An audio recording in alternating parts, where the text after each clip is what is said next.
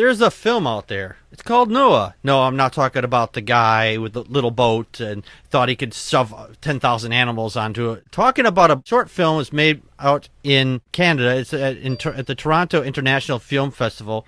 It's a 17-minute portrayal of a teenager, the teenager Noah, and it's just all done on the computer. They don't take shots somewhere else, but they're showing the relationship, what happens to these people, the way they interact and so forth. Back in the 60s, people would say, or the 60s and 70s, teenagers would get on the phone and their whole lives would be the phone, revolve around the phone, because this is the way they communicate. Teenagers today, they have the internet, they have Skype, they have access to their own phones or cell phones and things like that. And this film was supposed to show the pitfalls of using social media to be involved with somebody else online. And to me, I think that's just another scare tactic to show, hey, relationships are fragile. Well, no shit, relationships are fragile. It doesn't matter if there's technology involved or not. Joe, your thoughts? Yeah, I wish I'd gotten to see this. They only had it on YouTube for a few days, and it yeah, got millions. I went to check it out today. It was in private.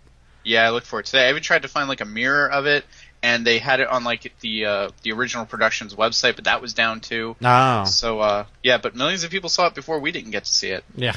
But yeah, being heavily invested in the internet, as each of us are, can be very consuming. Mm-hmm. And if you don't figure out a happy balance for yourself between the real world and the virtual world, you mean the real world out there?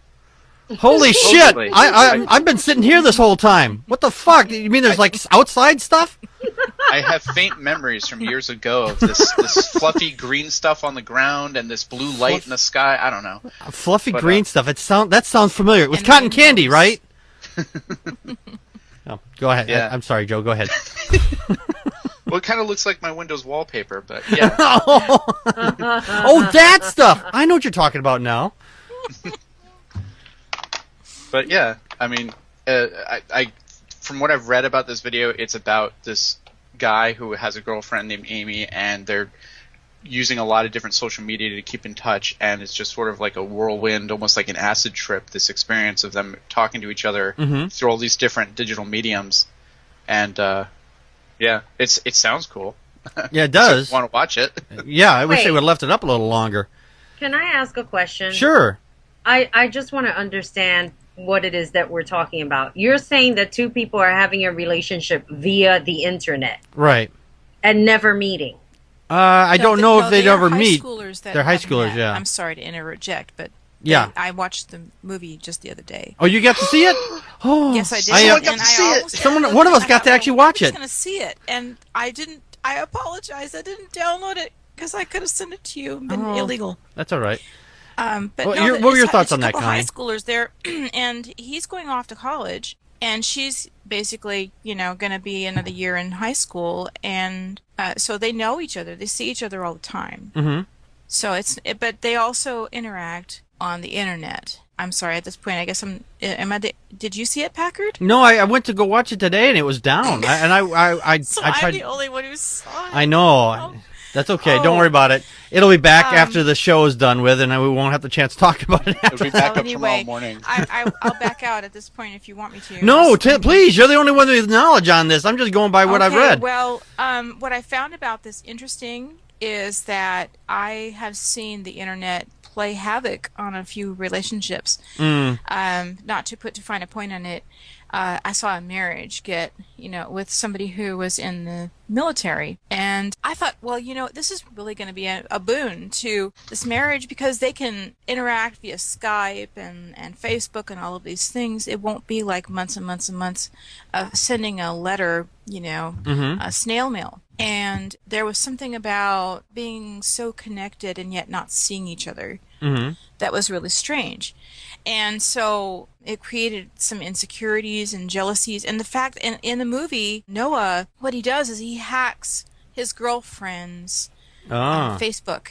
And because he kind of, he knows her. And, this is my name, this is my password. And he suspects, because she's saying at the beginning, I'm sorry, anyway, she says, you're going off to college. I just don't want to be that girlfriend who tells you you can't go out and experience life. And their conversation gets cut off, and so he goes to, through the urging of a friend, he goes to her site, hacks it, and realizes that she's had these conversations with some guy, and he sees the picture of the guy, and he's wearing a Speedo. He's really handsome. He's, and they're talking about pajama parties and this and whatnot, and he goes ahead and changes the relationship status on her Facebook, and that's bold. And he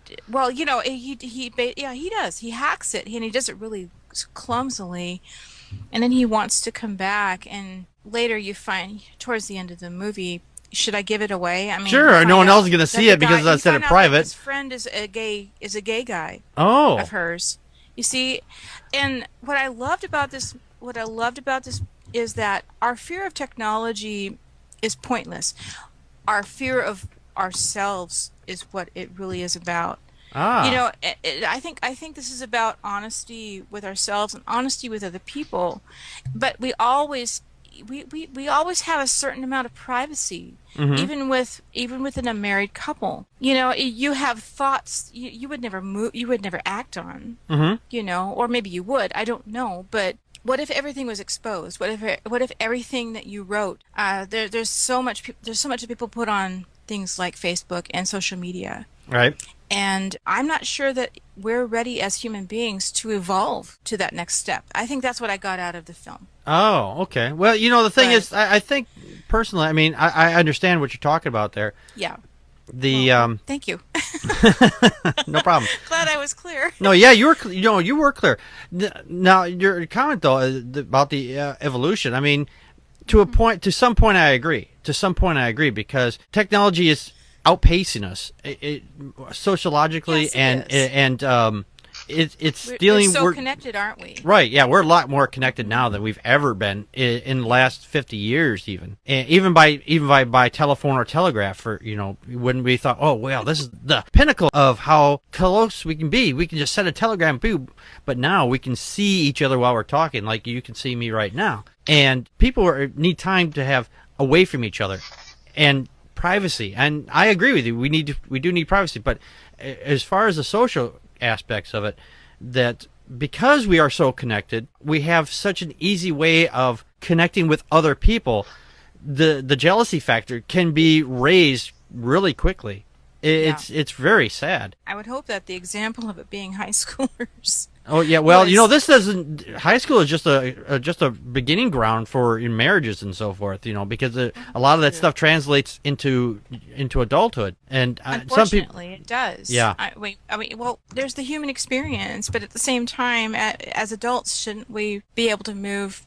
Again, if we were all rational, we should be able to move beyond just our base.